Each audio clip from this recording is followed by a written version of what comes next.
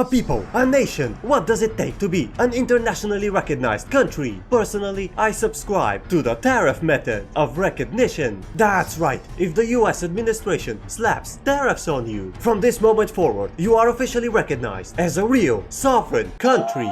I believe that those exploitative bastards in the Hurt and McDonald Islands deserve every percent. They've mooched off the world economy for long enough. That's why today we're playing Divergence with Laws Plus and Better Politics Lite. Welcome to Bohemia, where we're going to attempt a unification of all Western Slavic peoples into the mighty nation of Zapadoslavia. Can we earn our tariffs and be officially recognized as a real country, just like those penguin bastards? Or will socialism fail us and drive us towards a brutal civil war? Let's find out. Now I just wanna clarify, we're going to get a bunch of these German Revolution events. They don't actually do anything except for shoving this disgusting propaganda in your face, hoping that you will simply abandon your Slavic roots and accept Germification without resistance. That's right, our country is at a crossroads. Should we accept our Germification and form the Holy Roman Empire with all the German nations? Or shall we embrace our Slavic heritage and form Zapadoslavia with Poland? Personally, I've already made my choice. As for our king, Sigismund Jagiellon, I don't know. So we're going to have some legislative changes and switch our hereditary bureaucracy with a meritocratic one instead. Such change won't pass the Bohemiostag. But fear not, for we can fix it with a little thing called lobbying, which is definitely not corruption. Oh no, even more evil German propaganda. I haven't even started the game yet. Jesus! We are also in charge of our very own power block, the Imperial Crown of Germany, I'm assuming. Of course, there's a bunch of other power blocks as well, but I'm going to be honest, the ones outside of Europe usually don't survive. The Zeal Oath, my German blood and German blah blah blah, this is nothing but evil propaganda. Oh no, the intelligentsia is falling for it. Alright, that's it, I'm going to do something no German would ever do. I shall approach Poland and demand they hand over Danzig, or else. Also, I noticed something really cool. We now have GDP ownership, which shows how much of your GDP is owned by your own country, plus all of the GDP owned abroad. That's pretty cool. A war has broken out between Bohemia and the Polish bloc. Personally, I'm shocked. Who would wanna die for Danzig? They'll definitely pay for this. Poland declared me a rival. Oh no, it seems that we're going to have to form Zapadoslavia by force. And here I was hoping for a clean diplomatic game. Unfortunate. Okay, to be fair, war is a part of diplomacy. I was just hoping to avoid the whole murdering millions bit that comes with war. But speaking of murdering millions, the number 1 and number 2 guy are also participating in diplomatic events. And finally we have the Hungarian crisis, which is definitely the place in Europe experiencing the most turmoil right now. Everything else is German propaganda.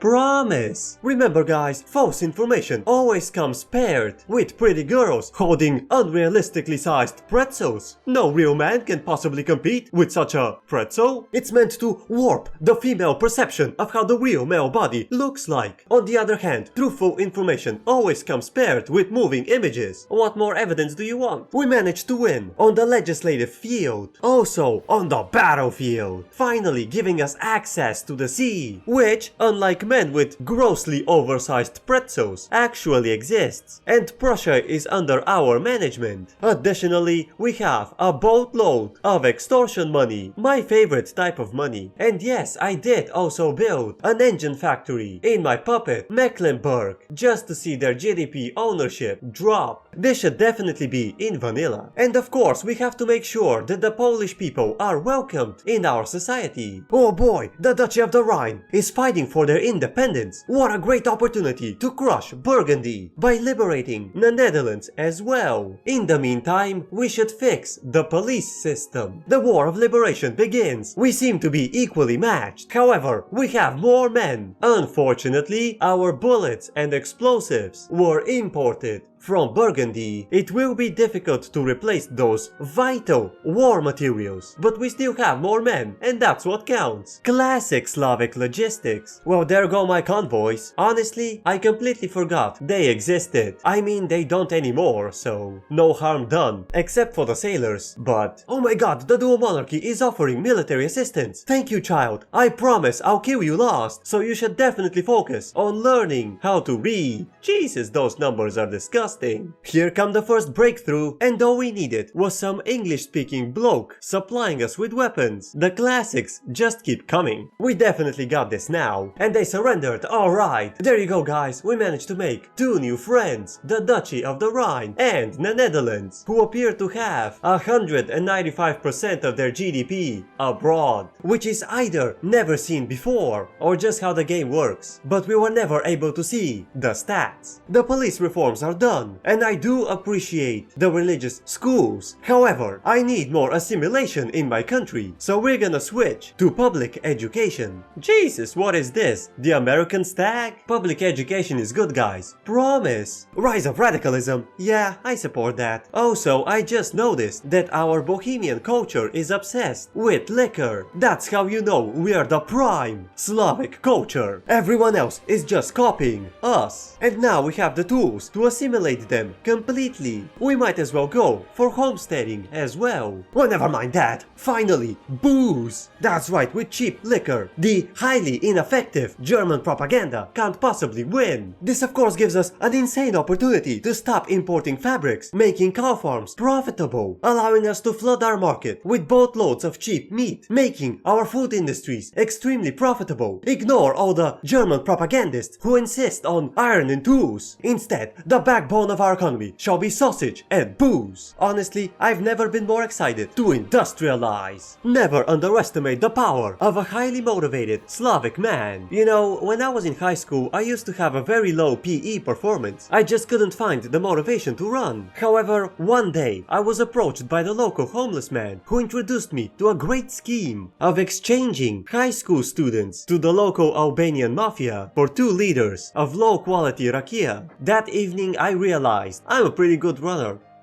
We're also invading Poland, by the way. Legislative failure. You guys are lucky you're not high school students. Listen here, guys. As a Bulgarian man myself, I have to admit, I deeply regret that my country was never able to join Yugoslavia. However, as a 90s kid in Bulgaria, I feel like I dodged a bullet. Anyway, we now control Greater Poland, which officially makes us more Poland than Poland. I also believe it's time for religious pluralism. Everyone's favorite pluralism. We also own 25% of Mecklenburg's GDP, allowing us to integrate them into our mighty Slavic nation. Alright, we liberalized our religious laws. Now we shall liberalize our economic laws as well. The Communist Manifesto, why not? This actually gives us a communist, Cornelius Blanquin, who is a great Karl Marx cosplayer. It's either that or every 30-year-old Bohemian man looks 60. Now I know what you guys are thinking. Can we actually form Zapadoslavia without Slovakia? The answer is no. Also, can Crimea and the Ottomans send reinforcements to help Hungary? Also no. And Moscow is getting whooped by Novograd the Great. It's not exactly Greater Albania, but I'll take it. Well, there goes the Polish Civil War. Also, it's time for us to start making money and get another company. Nice. We shall also have another attempt at homesteading. Jesus! It seems we're gonna have to lobby a little bit. Oh boy, pan-nationalism! Now all we need is a couple of more provinces and to complete the Albion Confederation, which will require cultural exclusion. Oh no, Poland lost. Double oh no. We have the Rus. And after an uncomfortable amount of lobbying, we have homesteading. We're just not going to tax the rich for a little bit. Alright, I know what you guys are thinking. Our king, Sigismund Jagiellon, isn't exactly a peasant type of guy. He's more of a kidney stones type of guy. And you are correct. However, while we're still waiting for the first international to be established somewhere, we're going to have a parliamentary republic. Now I know this might sound a little bit radical, but if I have to shoot a bunch of rich folks to get it, I will. Oh my god, the radical government has imprisoned the king, Sigismund Jagiellon. Jagiellolo and hastily organized a trial. Guilty! Long live the Republic! I'm not sure what he's guilty of, but hastily organized trials and all that. And now we have a brand new chancellor, Ottokar Jagiellolo. However, what will happen if I just click the co-elections button? I will just get elections in an oligarchy. That's new and exciting. And we have the Radical Party, the Communist Party, and the Free Trade Party. I mean, not even they will vote for themselves, but now there seems to be a bit of international pressure. However, our enemies are landlocked, so no one's actually gonna help them, except for Austria. I will definitely remember this. The Radical Party won, but we can't switch the chancellor. Well, I can't stand for this blatant corruption. Universal suffrage. I say every man gets a vote. Alright boys, it's time for us to start a fresh offensive and defeat these evil monarchist pig dogs. Oh, you know what? Never mind. Let us defend against these evil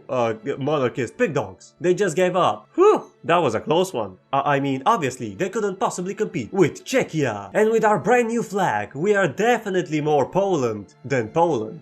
Alright, now we're going to make them our puppet, lower their autonomy, and once we take the entirety of Slovakia, we're going to achieve our Zapadoslavian dream, and there is nothing Grand Columbia can do about it. Finally, every man gets a vote, and we have a brand new chancellor, Alfred Weber. Now keep in mind, we still have no elections, because Laws Plus and Better Politics Lite conflict with each other every now and again, so we're gonna have to enact a secret ballot system, and we're also going to invest in a lot of wheat farms, because they make a lot of money. Jesus! And Poland surrendered, which means they're now part of the Imperial Crown. I mean, they're now part of the Zapadoslavian Union. Everyone's favorite union. Alright, there we go. Once the timer runs out, we can finally establish the first international. Are we striving to be a dollar store Yugoslavia or what? A secret ballot system. Oh boy, I feel like a socialist already. It's time for proportional taxation so we can equally exploit the nation. And we're also heavily investing in Poland so we can drop their GDP ownership and integrate them faster. Finally, proper elections. And we're also going to sign a comprehensive peace deal with Grand Columbia. The tax reforms are done, and look at that GDP drop. Honestly, this makes foreign investment way more visually appealing. Oh no, the Communist Party split, and now we have the Arab Ba'ath Party. I mean, they couldn't win any votes because they decided to split right before the elections. A classic leftist party move, which means we have Alfred Weber as our first legitimate chancellor. It's time for us to let the women get a job so we can have more feeble-minded individuals exposed to the communist propaganda. I mean, worker ideals. Yeah, worker ideals is what I meant to say. And it's time for us to build a mighty railway with the power of steel construction. Oh boy, it seems that the communists shut up the polls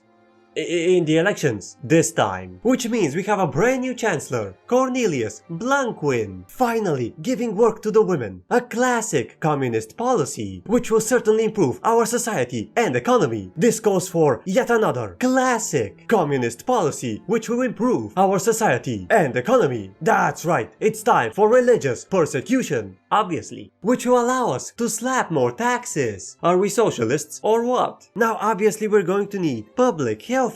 I can't possibly live with myself knowing that the sick and poor people could potentially be exploited by my political enemies, stinking godless bastards. The poor are to be exploited for my political gains. The masked party? Again? Weren't we supposed to establish the first international? Oh no, I think the two mods are conflicting, but I'm not sure. Finally, a healthcare system for everyone. Coincidentally, I have a boatload of bureaucracy lying around. Now we're not going to have wage subsidies. I'm going to wait for our brilliant socialist scientists to invent human rights. Give them a minute. They need to run some experiments first. Look at that! Amazing architecture! Woo!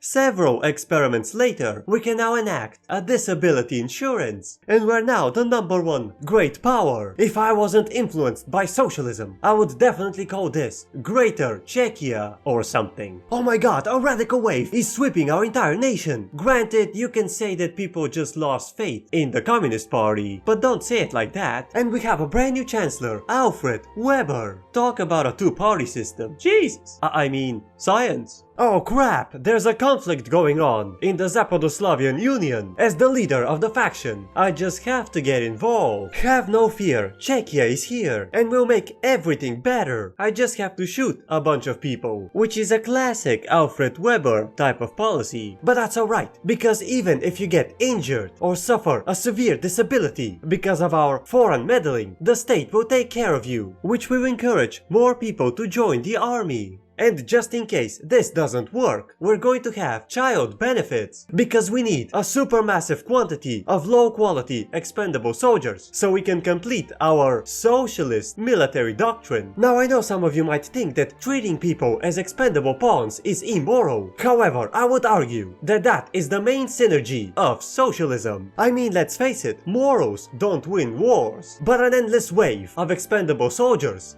might. Poland wants to fight Scandinavia. Of course I'll help. I truly believe that sharing in such a conflict will bring our peoples closer together, proving once and for all that all of the Western Slavic peoples should unite and be stronger for it, which is something the German people would never even think of doing. Child benefits, alright, this will definitely increase our standard of living. Well, there go our convoys, which I forgot existed again. But even still, Scandinavia is no match to the Zapadoslavian people. All we need now is to complete the Albion Confederation, so we have to enact cultural exclusion. And there's a Polish uprising in Lithuania, of course we'll help. Oh no, the dual monarchy is helping Lithuania, which means we're gonna have to fight two great powers at once. Finally, the epic Zapadoslavian Unification War. This will definitely look good in the history books. It's time for elections. The Radical Party won, which means we have a brand new chancellor, Jean Curtitel Gajda, who is going to be the real unifier of Zapadoslavia. With the Albion Confederation complete, all we have to do is click the button, and the rest is history. Oh my god, it's beautiful! Now back to killing Scandinavians,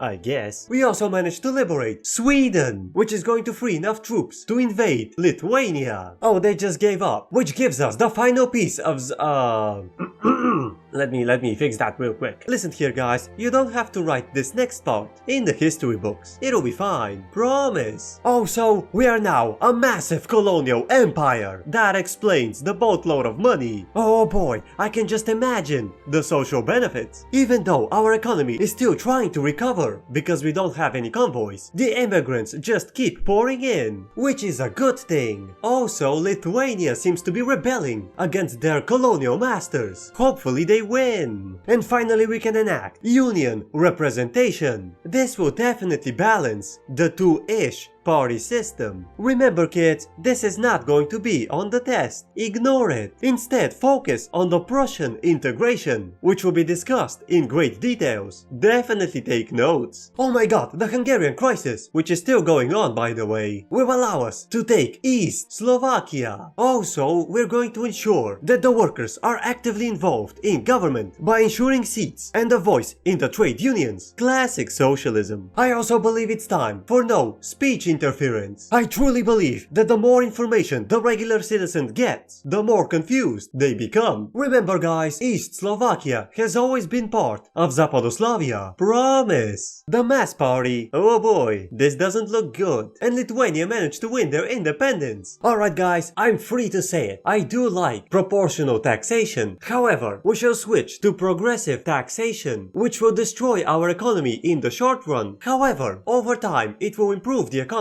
greatly, according to the communist economists. Of course, in order for this economic transformation to work, we must attack our neighbors, so we can get access to cotton and tobacco, which our market desperately needs. They backed down. Thanks socialism. I almost felt like an evil imperialist. I am confident that Wallachia will also see the wisdom in our actions. But there you go guys, we finally crossed the line. That's right, from this moment onward, our economy either sinks or swims. Classic socialist economics. Fear not, for protectionism will help us leverage more taxes. Another election cycle, oh boy. And it seems that a couple of parties embraced a little bit of rebranding. Okay, listen guys, this might look like an evil imperialist expansionism, so we can claim more resources. But that's simply not true. The Wallachian people were always Zapadoslavians. They merely had to endure hundreds of years of relentless propaganda. Promise. And the Communist Party won. Wait, what happened to the revolutionary Polish Socialist Party? Anyway, we have a brand new chancellor, Cornelius Blanquin. Finally, the Tobacco Zapadoslavians managed to join us. We are no longer dependent on the outside world for resources. And we're going to slap 10% tariffs to everyone. They've been ripping us off long enough. Classic socialism. Speaking of socialism, I'm afraid that the first international event just isn't firing. So I'm going to have to turn off the better politics, log back in, start the vote for a cancel republic, exit, turn it back on again, and that's how you establish the first international.